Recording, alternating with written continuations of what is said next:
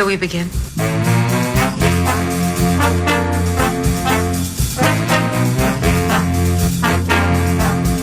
Fire away. #FaithRadio. Let's go, everybody. Let's go. Good morning. The season can't end like that. I'm a kid, so I call it KFAN. Hold on to your butts.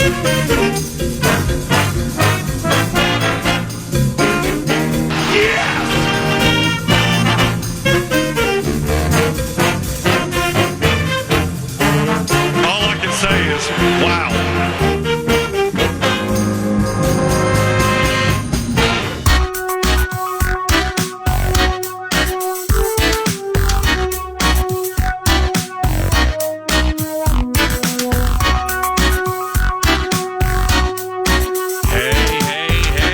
Hey, rise and shine. It is 9, as in 9 to noon. And a pleasant good morning to you. It's Paul Allen by your side. Eric Nordquist, the producer. Mad producer by my side. And we are on the side, all of us are on the side of Minnesota Timberwolves head coach Chris Finch, who joins us now from Denver, Colorado. Thanks to Prize Picks, Daily Fantasy Made Easy, and Second Harvest Heartland. Good morning, Coach Finch. How are you, my friend? I'm good. How about yourself, PA? Pretty good. Thanks for the time, my man, and best of luck this evening. You know, the segments weekly are provided by Prize Picks and Second Harvest Heartland, 2harvest.org. I would ask you for a fantasy tout tonight, but I don't want to, get close to the league trying to go Art Schleister on you, if you know what I mean. Yeah, no. As an Ohio State fan, I know Art Schleister well. There we go. Let me get this one out of the way. Bill Kennedy, Ed Malloy, John Goebel this evening. Those are the officials this evening, the referees. Any quick twitch or any intel on trends or takes or talkers with Kennedy, Malloy, and Goebel, and how they call games like this or how they handle road teams and stuff like that? No, not too much. It's a pretty good crew, pretty balanced crew, I believe. We haven't seen any of those officials so far in the 8 playoff games that we've done. I don't believe maybe we've seen one or two one time, but I don't think I've seen them, certainly not as a crew together. Got it. So back to Sunday, 3.5 minutes to go in the third quarter. All right. And yeah. I'm in the arena and I'm watching the game, but I'm also watching you. And 3.5 to go in the third Sunday, you stood up on the wounded knee. What the heck? What the heck was that all about? I was actually stood up on the good knee. I just dragged the wounded knee along with it. Just trying to. Yeah, I thought. There was a.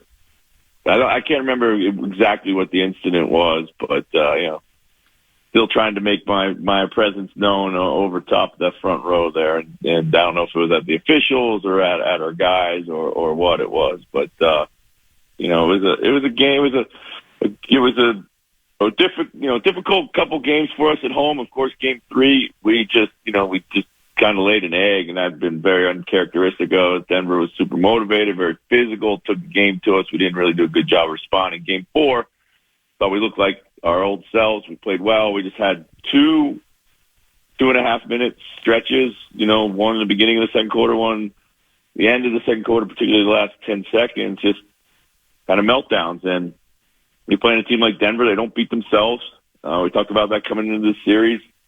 And you can't afford to have those types of moments in the game. Those things will really put you behind. And then they got up 10-12, and their shot making was incredible. So it was extremely hard to get back into the game. But I never felt like we were out of it. Felt like we could always, make a run, but they were able to just keep us at enough of arm's length. Yep, and there's no doubt, but I think you're avoiding the A topic right here, and the fact that with 3.5 minutes to go in the third quarter, you perhaps were putting the wounded knee in peril, and then we were concerned for you. And I was wondering, when you stood up and you leaned over the chair and stuff like that, like do the team doctors get at, like, did Sheldon Burns get after you? Was he like, oh, that's too bad, Chris? How's the family? They have warned me a few times. I've got my wrist slapped a few times about not being the most compliant patient. Right. But on the other hand, they've also been very pleased with where things are, and I've got the best care possible, man. We got unbelievable training staff, unbelievable medical staff. I mean, when you're able to access Mayo Clinic, it just doesn't get any better than that. And our Dr. Critch and Dr. Okoroha, our team ortho guys, just literally top drawer. And so I'm lucky. I'm not doing anything risky. I'm following their lead. Yeah. I'm able to put some weight on it, not all. So when you see me standing, it's generally I'm doing it in the right way possible. Well, and you're going to get a home game, at least another home game Thursday. But it's apparent that you need, probably 3, 4, 5 more home games at least, because as we look at the outstretched right leg, it's clear there are a couple of primo seats that have been pilfered because of the right knee. and the owners, however that works out these days, they want the revenue from those seats. Yeah, it is true. We have lost a seat or two, but those seats were for our staff. So if it was a revenue thing, they probably would have gone Ronnie Lott style and chopped off my leg. Trust me. So. Lastly, and I think I know the answer to this, but I just want to hear what you say.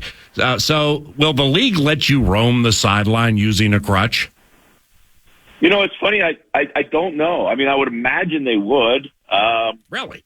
I don't think there's never been language, or I've never seen language where you're not allowed to. I would imagine if they tried to keep me from doing it, we'd have some sort of ADA issue that they'd have to circumvent to try to prevent me from doing it. I mean, like, what if somebody is permanently handicapped and wants to be a coach? Like, I can't understand why that would stop them from doing that. So, right. For me, I'm not comfortable enough being up and in a position to be able to get out of the way. Like that would be the hard part. The risk to be able to get out of the way of another such incident. And as far as sitting in a normal seat on the front row with my leg out, I would again be putting myself at risk, and maybe even players at risk of tripping over it. So that's really what it's about. Right now it's kind of continuing to be able to protect myself in a position where I could get out of the way. But think about it. I mean, if you're roaming the sideline with a crutch and the league comes down on you and you come back with ADA, think about all the calls you'd get in the Western Conference Final. Are you kidding me? Yeah, good point. We got to unpack this seriously. It's the NBA playoffs here. All right. Have you watched much of Dallas OKC? And if so, what do you think? Yeah, I've seen bits and pieces of that series. I didn't see a lot of last night's game, to be quite honest with you. We were a bit of a staff dinner outing last night, which was nice to enjoy some time with our guys. But it's, to me, it's like all these series are just so super hard fought. Matchups are interesting as you watch them unfold. Shea got early in the series. He was getting to the free throw line at a high level. Yep. Seems as that series has gone on, they figured out how to keep him off the free throw line a little bit more. Of course, Luka wasn't playing well in the beginning of that series. Wasn't making shots actually. So now he's playing a little bit better. It's just those games feel like they're games of runs. More than anything, it's like kind of if the game goes another 2 minutes, the other team probably wins it. It's kind of like that's how it feels to me. It's very, very, very close.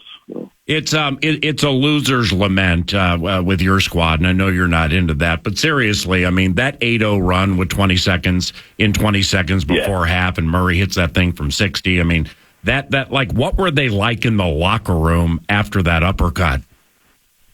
Yeah, I mean, they were pretty down, but we regrouped and fought well, and then we came out. I thought our intensity and our purpose, our defense was really, really good to start. And Murray hits a step back three at the end of the shot clock, and Gordon hits a fadeaway at the end of the shot clock. I mean, some really tough shots at the end of the shot clock that kind of wouldn't allow us to cut into the lead. But I thought everything else we were doing was the right thing.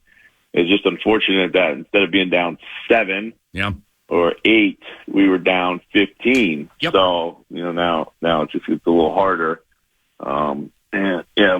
So we got to be better. That's what we talked about. I didn't think we played on an even enough keel those 2 home games. I thought like our emotions were a little bit too all over the place. Whether it be maybe we were feeling too good about ourselves coming into the game 3, we kind of probably a little over amped for game 4. And you gotta have a zen about you in these games. You just have to like weather the storm. This is a really, really, really good team, championship DNA. They're not going to beat themselves. They've been in these situations before where we necessarily haven't. But the recipe is game 1. Game 1 was we got off to a good start. We took their punch. They took the lead. We traded back and forth, and then we played outstanding fourth quarter basketball. That's what you got to do to beat them. You're not going to beat them by 25 points every night. That's just not going to happen like what happened in game 2.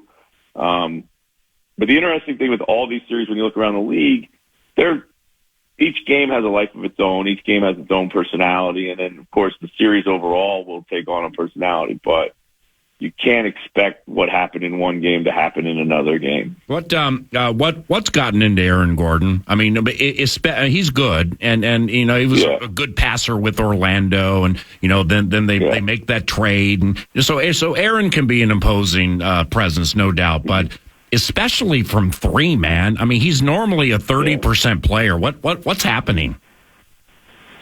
Yeah, I mean, saw a few go in. Probably putting the extra work in because they know they need him to make them.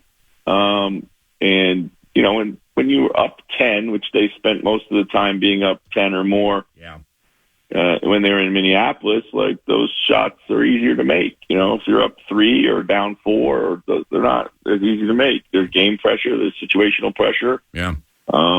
And he's done a good job of also initiating their offense and just kind of doing whatever. He's the perfect fit next to Jokic, so he benefits greatly from that, whether it be passes in and around the basket and his shot. If his shot's going in from outside, then that's an added bonus for them. Yeah, that the Chris Finch, coach of the Minnesota Timberwolves, 9 to noon, 9:30 Central for the tip this evening on KFAN. It's Game 5 of the playoff series against the Nuggets, and Gordon, when he sets up in the corner, of course this, and they get it to Jokic in the key. You have that backdoor cut or alley-oop problem that has emerged, ever so occasionally. So are they putting Gobert in a weird man spot by the basket where he can't commit to the shooter because he's worried about Gordon or somebody else on the back cut for a dunk or an alley-oop? Yeah, we've been we've been a little indecisive in our help defense at times, and we've kind of been freezing our own rotation. We got to be a little bit more aggressive. We got to be a little bit more sure. Rudy has a great sense of kind of timing, and we allow him to cat and mouse when he's in a help spot. But one thing I think we need to do is we got to be more committed and take out some of the kind of feel and guesswork because it's kind of, like you said, it's kind of freezing our secondary rotations a little. So, and then we got to tip your hat. Jokic is a tough cover.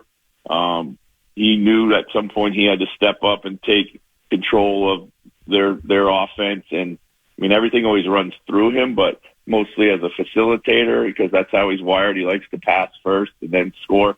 But he's changed his mindset. He's being more aggressive. He's forcing us to make these decisions that we got to do a little bit better job of making. We showed in game 2 a better willingness to battle him before he caught the ball. Right. Right now, I think he's getting some touches that are too easy. So we got to do a better job of kind of trying to deny those and force everything out a little bit more. And when you have a player like that, all those tiny marginal gains mean everything. So, Mike Malone, coach of the Nuggets, I know you respect him, but I also know you want to beat him. What makes Mike Malone a good coach? Well, I mean, he's one of the best attention to detail, preparation, meticulous game plan guys. Like, everything's on point. I think he does a good job of injecting the emotion into his team. He's a pretty emotional guy himself. Of course, he's been with this team, this organization for a long time. So he certainly has the standing within that to be able to kind of go to the mat for his guys or go at his guys. He's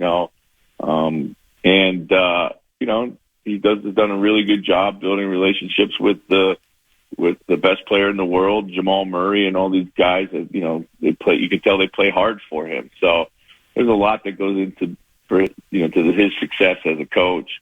But I know when it comes to putting together a game plan, he probably has the most fastidious game plans I've ever been around. Italics, bold, different colors, stats, this, da da da da. There's no information in there that's not, so there's no missing information in there. So it's a complete kind of deep dive into the opponent. When Anthony Edwards says, "I just didn't have it" in terms of Friday night, is that game 3? Is that recognizing, Chris, human nature gets to win sometimes, and these players, they're not machines? Yeah, absolutely. I mean, isn't it one of the things we love about Anthony is his truthfulness? Yes. And he didn't have it. You can see, and we didn't necessarily have it. And I think we spent that 3-day break was not good for us. We spent a lot of time, or, let's say the world spent a lot of time patting ourselves on the back about how great we were and how we were going to sweep the series. Now, internally, and particularly in the coaching staff, we never felt that. We always thought this was going to be a long series. And we know what type of team we're playing. We know their experience. So, but, yeah, we didn't have it. We didn't, I don't know if it was like fatigue or just, human nature or a combination of everything. But, we didn't have it, and he said it. He owned it. And that's what leadership's all about. You got to own your own mistakes too. We all make them, and we're not perfect. And the best thing is, like, you learn from them, and then you come out the next game. And by the way, you have 44. So, yeah, it's a great learning moment for a 22-year-old kid who's like on the rise to be MVP caliber candidate. You couldn't ask for a better moment.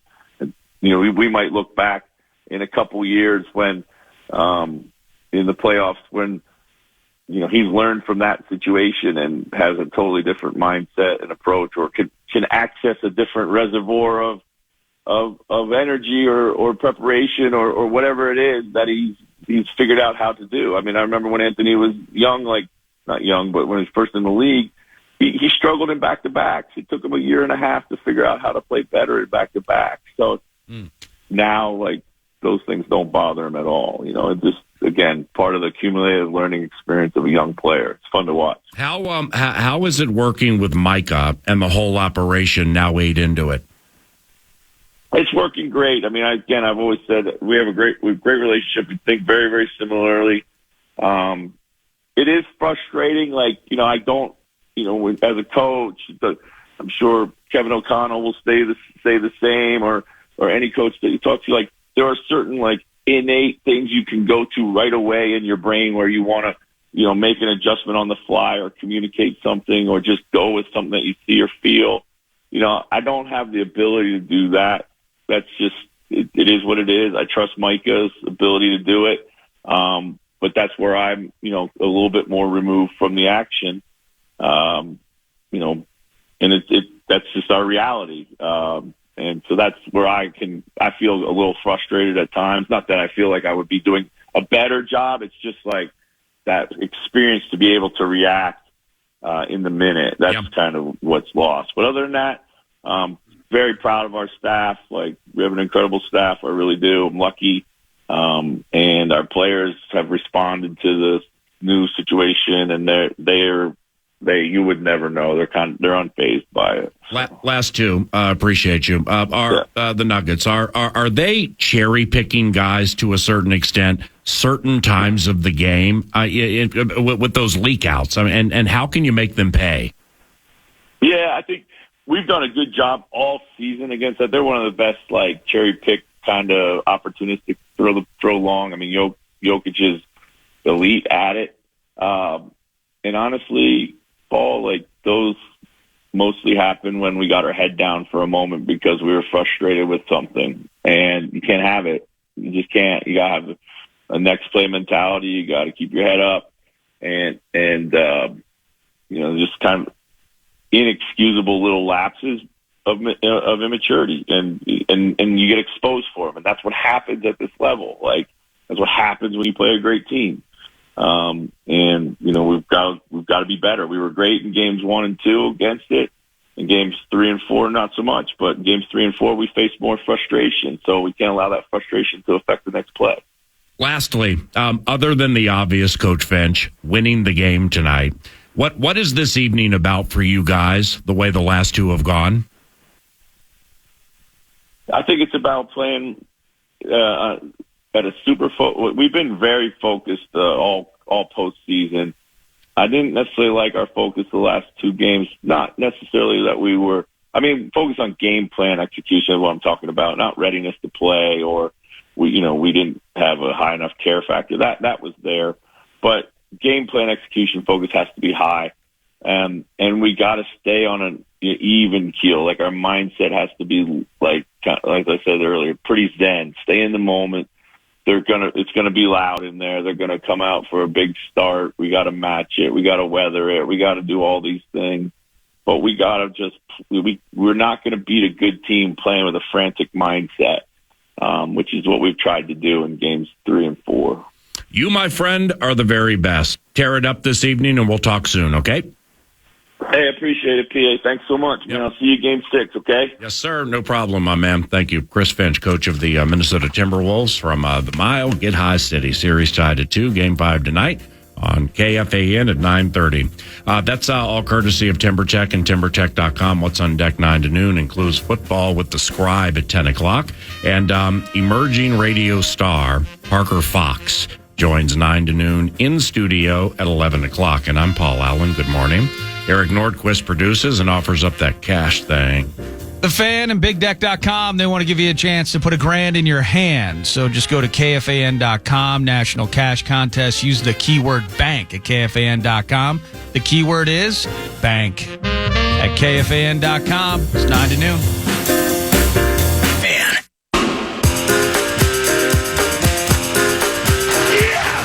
And bam.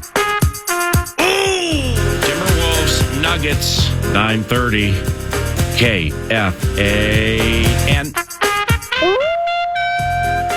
This is your timing can be everything leader, the Fan, and KFAN.com. Pretty good year for the Timberwolves to join the iHeart family. Pretty good year for the iHeart family to shack up, metaphorically speaking, with the Minnesota Timberwolves. And great having Alan Horton on our airwaves, and that includes with Jim Peterson during the postseason. And we have another one tonight. It's Game 5. We thank Chris Finch for the extended conversation. And most importantly, we thank you for listening to 9 to noon and KFAN when you do. So in our hearts of heart, ever to heart. Who do we believe we can trust this evening, and why? And we're talking about the Minnesota Timberwolves and individually constituents and or factors that play into the Minnesota Timberwolves beating Denver in the Mile Get High City, something they've done twice. We're going to tie this to talkbacks. And next segment, and when young Parker joins us in the final hour, we will drop these talkback ins and react accordingly. But it is a Timberwolves Talkback Tuesday. And the question is going to be, and you're welcome to opine on anything series related that hits your heart or hits your minds. But in our hearts, who do we believe we absolutely complicitly can trust this evening, and why? Talkback's free iHeartRadio app. Hit us with the how and whatever's on your mind. But for the purpose of, let's say, respecting the segment, who can we trust tonight and why? Can we trust ourselves to stay awake past midnight if it's a spine tingler? And other than mashing coffee way too late in the evening for old people, that would be me, what are the best routes to make it through the game from a comfy sinkhole? I mean, we ain't talking about like make it through the game on a Peloton, make it through the game on an elliptical machine, make it through the game standing up. That ain't happening. We got comfy sinkholes in the world for a reason. So, like, can we trust ourselves to stay awake past midnight if this thing's good? And seriously, other than mashing coffee way too late in the evening, talk back and hook your buddy up, your buddy being me. Best routes to make it through the game from a comfy sinkhole.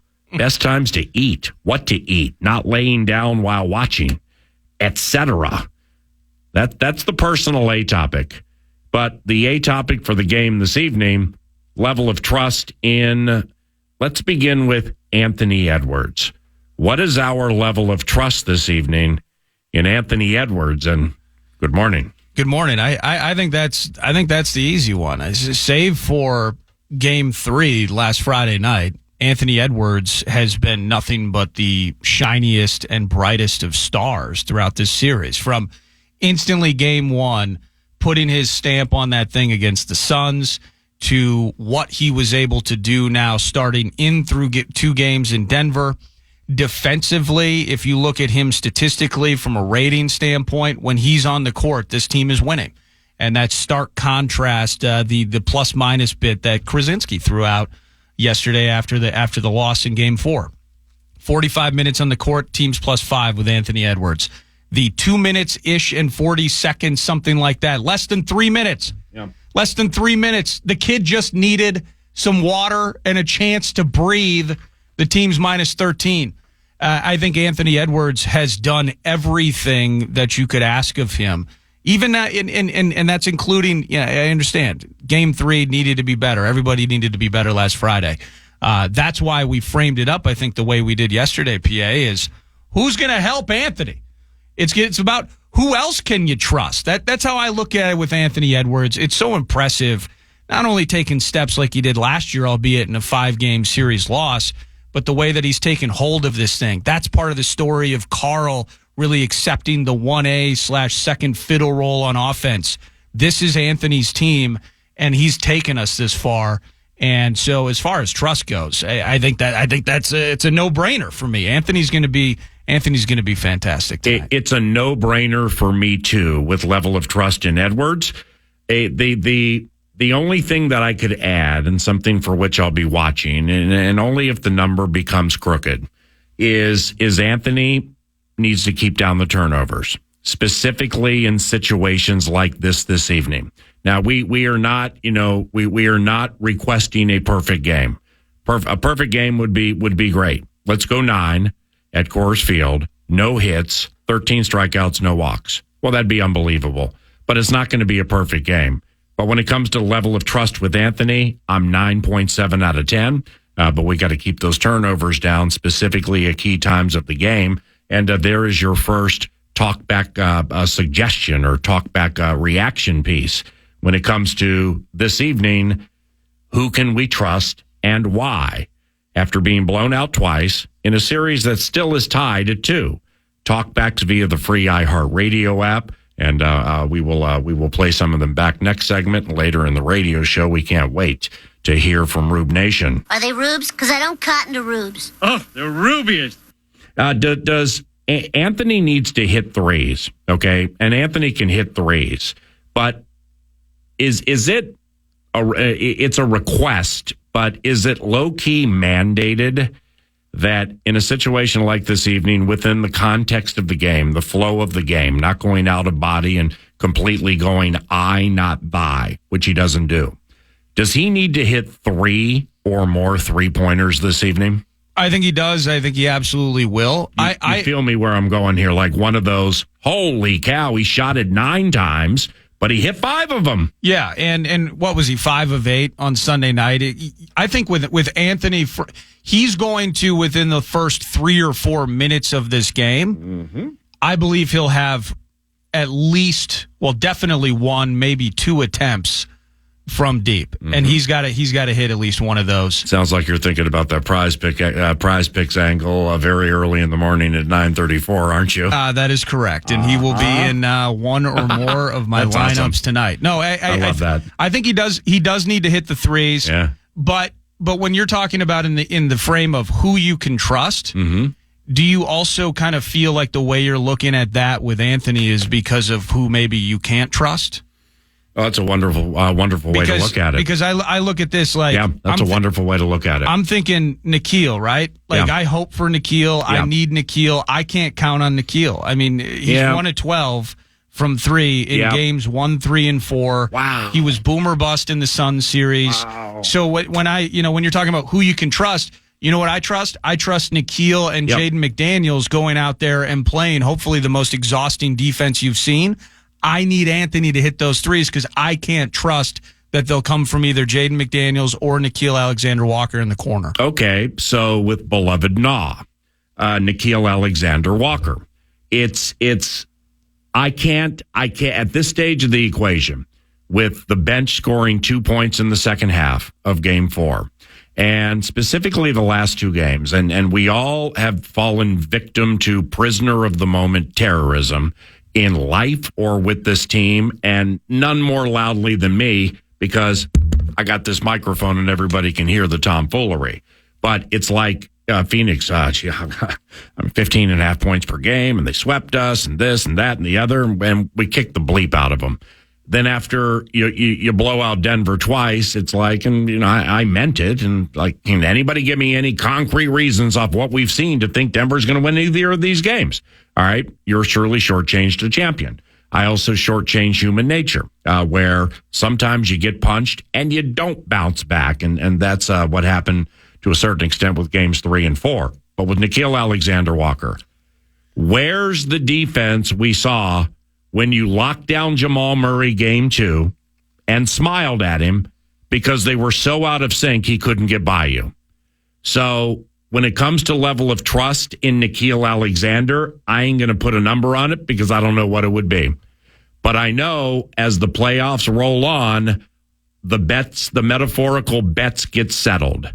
And the takes and tells and talkers and tendencies expose themselves. Yeah. And there are certain things that I'm seeing in this series now that we are 8 games into the NBA playoffs where there are regressions to means that are taking place.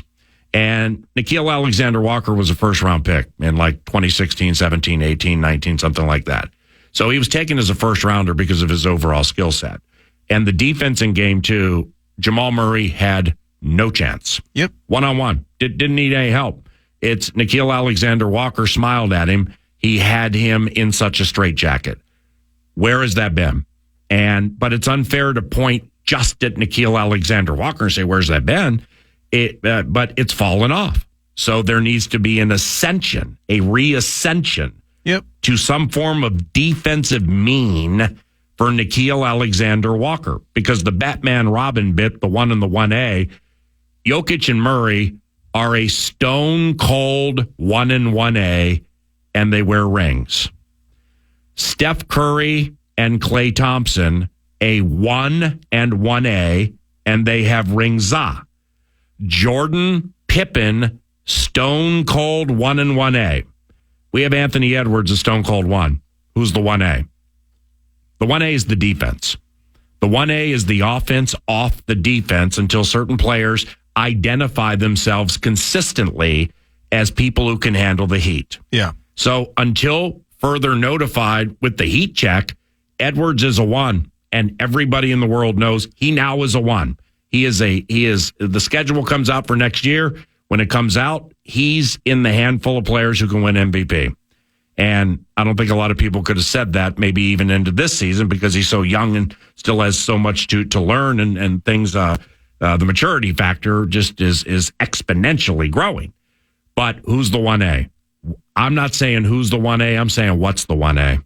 The 1A is the defense. And Nickeil Alexander-Walker is a big part of it, as is Jaden McDaniels, who you mentioned earlier. Yeah, there was a talk back yesterday. I like the way that they put it where who's going to make Jamal Murray their personal challenge? Yeah. I mean, it's and you know, we can play that, well, he had the extra day. Will he be a little hobbled now that it's going to go every other for the remainder of the series? I don't care about that. Who's going to make it their personal challenge? Yeah. Anthony on the court is playing mostly locked down. He made a couple of mistakes on Sunday. But is it Jaden? Is it Nickeil? And so, again, in lieu of the offense, can you be, if my guy Ant's going to put 40 on the board tonight and he's going to take 25 to 30 shots, okay, cool with that. So now I don't need Jaden McDaniels to score 16 on a couple of drives and a couple of corner triples. I need him to make Jamal Murray's life hell. It goes back to when we had Dane Moore. 48 minutes of hell for Jamal Murray, and the two names that he talked about are the two guys that we're talking about now. Saw that games 1 and 2, did not see it at all in Minneapolis. But see, here is and you laid it out beautifully in my estimation. But when it comes to on whom can we trust in situations like this evening, and both of us go down the road of defense, and I'm like, until somebody shows they are a bona fide 1A, and that would be a low-key, passive-aggressively to Karl Anthony Towns. Yeah. Consistently. It's for me, it's not a who, it's a what. It's the defense until somebody proves they can be a bona fide 1A. And we go through defensive situations, and we mentioned Nickeil Alexander-Walker, and we mentioned Jaden McDaniels, and we don't mention the 4-time Defensive Player of the Year. Right. Well, that's a problem. And it's not a problem for us. It's a problem because quick twitchy doesn't come to mind. And that's a problem. The rebounding's great. The changing of shots in game 1 and some of 3 were great. Right. There is a defensive problem they are having now, and I hit Finchy with it, and not as direct as I'm talking now, but Rudy Gobert is around the basket all the time. Jokic or whomever are getting into the key, and it's a run pass option. Yep. Okay, I'm either going to pass it through the hoop, or I'm going to run it by the cutter who's coming in from three-point land for the alley-oop or the backdoor cut. And whatever help defense they were getting or decisions Gobert was making with all the pressure on him, it ain't happening right now. No. There are too many Nuggets mining for gold in the paint and finding nuggets, metaphorical nuggets, too frequently. And it was amazing too after game 1. That's the clicker for me where 4-time Defensive Player of the Year. We were marveling at his ability to I think it may have been Gordon or Porter on the backside. He's protecting the rim, aware of where Porter or Gordon are near the hoop, and he's impacting Jokic at the exact same time. Yeah. He's effectively defending 2 people and the rim by himself, making the 3-time MVP stutter, and he's hesitating. Yeah. It's unbelievable. We got Tim Connolly. Well, it's clear that he constructed this entire team specifically to take him down. Now, after the weekend, people are like, can we sit Rudy to maybe start Nas so we force Jokic away to have to defend him? Yeah. It's amazing how 2 games can change an entire conversation. Right, but what Connolly has done is right and just. And we're through 8 games, and they're 6-2 in the postseason. Yeah. So in prisoner of the moment, terrorism, livelihood, and I fall into it, they're 6-2 in the postseason. People are ready to rip him for the trade again. Well, I mean, Walker Kessler blocked shots. But speaking of Walker Kessler, who can't score, Rudy Gobert's not known for his scoring. When it comes to my level of trust in Rudy Gobert and things for which I'm looking this evening, I'm going to flip the script because I'm going to give Rudy Defensive Player of the Year credit here. And the assumption's going to be, after watching clips of everything we've just talked about plus more, it'll be fixed this evening, and he'll handle the pressure. So with Rudy, we need more points from Rudy Gobert. All right, and I'm not talking about feed the low block like he's Akeem the Dream Olajuwon or Artis Gilmore and let him do his dream shake or fade away like Alvin Hayes. I ain't talking about that. Make this a quality offensive rebounding putback night. Win the offensive rebounding battles tonight, Mr. Gobert. Put some back, pump fake, get fouled, go to the line, put Jokic back in foul trouble. So that's where, when it comes to can we trust Rudy this evening? We're supposed to be able to trust the defense 9.5 out of 10 times from a defensive player of the year's won it 4 times. It's crap to be talking about the run pass option and stifle making mistakes with decisions on shooter or cutter. And it's happening too frequently. And if you have expectations, grandiose expectations of grandeur, of getting to the NBA Finals, which we've all thought of and talked about, you can't have a 4-time Defensive Player of the Year. You can't have him playing the way he's playing by the basket. And if you're going to be by the basket as much as you are, get more offensive rebounds, man. I mean, at 7 feet tall, they should fall your way. So it's either lack of effort going for them or you don't like being bumped and elbowed. But guess what? That's what happens in the NBA playoffs, man. Ask Shaq. Okay, a 4-time Defensive Player of the Year. Win every battle. Win every defensive battle by the basket like you did in Game 1. More on this around the corner. APA Mike in Richmond. I hear a lot of national guys, even local guys, talk about the lack of rim protection for Denver and needing to see Cat posting up more. I don't feel like that's ever been the best part of his game, and he can really be clunky in there. And I don't know, last game was brutal. I'd like to see him take more threes, actually. I think that could get our offense going. What do you think? What do we need to see more of in Game 5? Well, I thank you, and we thank you for the talk back. And you had a former and a latter. The latter being the threes, the former being the rim protecting. Let's hit the former, because you're right about lack of rim protecting. The Denver Nuggets, the world champions, are not known at all, including Jokic, super special MVP guy, for blocking shots. Okay, so or wow, look at that elite weak side help by Aaron Gordon or Michael Porter Jr. That's just not them. Which leads to, when it comes to on whom can we trust this evening and why, more on Anthony Edwards. Yeah, for me, in shooting more threes, you were going down that road with Anthony last segment as well, and I still contend. I mean, I want Anthony shooting threes last.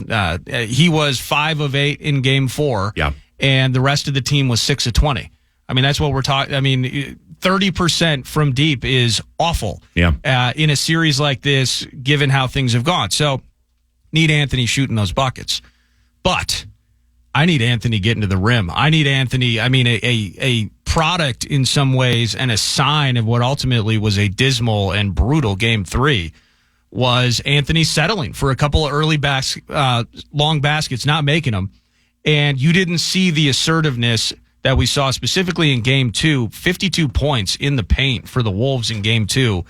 And Anthony started off Game 4 getting to the rim, getting to the bucket. He finishes those tough shots, getting contact, potentially getting to the line. Yeah. And I think that when Cat, and certainly I love Cat's perimeter game as well. Again, 4 for 4 in Game 3. We're all still wondering how he only got 7 shots. Would have liked to see him take 10 or 12 of those triples. But with this type of team that we're playing in the Nuggets, I love the idea of both Anthony, and if we do need that 1A, if that's going to be Cat, it's got to be Cat. I need to trust Cat. That's the position we're in with Cat. I need them getting to the rim, getting inside, and asserting themselves. I'll take it a step farther. Naz Reid, Okay, I like Nas from 3, but it's the more he has to rush his 3-point shot, and you have to rush them in the postseason. Yep. Because they care more about defense, and that's just a fact. So we've seen Mike Conley have to rush his 3, and he hits them. I mean, because Mike is he's a cold-blooded 3-point shooter when he's on his game. Nas, when he rushes it, it's not necessarily conducive to like going in as much as, say, Mike Conley. So how about this? Nas, yeah, we count on you. You're on the squad, and you're 6-man player of the year. You're 6-man player of the year. Take more guys off the dribble, man. Okay? Your dribbling skills at your size with your matchup are high end. You're a better ball handler than Karl Anthony Towns, and it's not close. So take guys off the dribble and go to the rim and get yourself to the line, dovetailing off some penetrating, aggressive, tenacious approaches to the rim as shared by the Con. I'm glad you mentioned Nas. You can 100%, in my mind, count on Nas for his role. He's actually, I think, been next to Ant, the next most consistent guy in terms of doing his job, playing within the construct of his role. He was the fourth quarter hero in game 1 when Cat was in foul trouble. He hit 4 triples and had 4 blocks in game 2. He was awful, like the entire team, in game 3. 5 of 6 in 19 minutes on Sunday. You can absolutely count on Nas. Now, Nas, with these threes, though, how can we, in transition or early on, get him into those rhythm shots? Because that's when he's hitting those threes. When it's early on, you just push past half court. Yep. Good ball movement. Yeah, Nas gets to take one step, and he just steps into him and absolutely drains them. So if you find ways to do that, that's Nas shooting threes. Otherwise, again, getting to the hoop, forcing the action, being physical. I love Nas and his ball handling in that respect, too. A show conducted by Rubes, for the Rubes, and of the Rubes. Thus, Timberwolves Talker Tuesday. Oh, Rubes! So many Rubes! Rubes! Please, no Rubes! We love Rubes here. They're always accepted. Hey, PA. Hey, Nordo. This is Mark in Bloomington. Hi. Who do we trust for tonight? I trust the coaching staff, the team. The team hasn't lost 3 games in a row all season. They're not going to start tonight. The Wolves will find a way to win, and it'll be 3-2 coming home with a chance to win the series on Thursday. Let's go. Oh. I'm not going to argue with that, and here's why. Because this has been a strange postseason.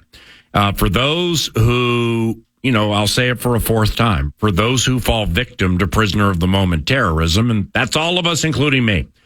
Well, there have been myriad opportunities to get burned. And, Chris Finch, when we had him on the radio show 45 minutes ago, he brought up a Ronnie Lott reference where it's like, if you go down the road of these grandstanding predictions off what you've seen recently in prisoner of the moment like fashion, well, and you put your hand in there, you might come out of it with 4 fingers, simply because this meat grinder is antithetical to what a lot of people have seen who watch it for a long time. I mean, the Boston Celtics against the Cleveland Cavaliers look like the 27 Yankees. Well, they lost the next game at home to a Cavs team that didn't have Jared Allen. The Dallas Mavericks basically had that speedy OKC team buried last night, up double digits, 7-ish minutes to go, and they couldn't close. OKC came storming from behind and got by them. Well, they didn't have their 1A last night. Kyrie Irving has been awful in a couple of games of this series. It's the Batman and Robin vibe that we're talking about in this series. The Timberwolves into the Sun series had no chance, even though they were favored to win game 1, but not favored to win the series. They had no chance. I mean, according to locals and nationals, and I'm not mad at them either, man. You lost by 15.5 per game, and the Sunday before the postseason started in a home game against said squad you absolutely had to have. You're down by 20 by the time people get into their seats. And you got Bradley Beal goading Anthony Edwards into some stupid stuff. Well, okay, unique and antithetical to what most have seen. The Timberwolves swept them, and it wasn't even close. So then you go to the Mile Get High City against the champs, and you're killing them. But of course, game 2, without Defensive Player of the Year, you play what is dubbed as one of the best defensive performances in the history of the NBA postseason. That's all goofy. So why wouldn't the Timberwolves win tonight in antithetical, non-prisoner of the moment, yet goofy fashion? They absolutely can win the game this evening. Anything else? Let me hit you with this angle. I'm just wondering why nobody's talking about all the Timberwolves that are young fathers. And it is perfectly natural to assume they would perform better on the road at this particular time in their lives. Example, Rudy. I think Ant is, I don't think he's affected. Obviously, he's a freak. So the idea, the young father's new baby in the life of Rudy Gobert, got to hit the road. Level of trust being away from home off the talkback. The Minnesota Timberwolves, excellent talkback, by the way, have been anything but road warriors through 4 of them this season. Finch is like, do you want to be around your family all the time? As he said after game 4. And we always loved that one. This team, they have been road warriors for whatever the reason. And they will be that again this evening.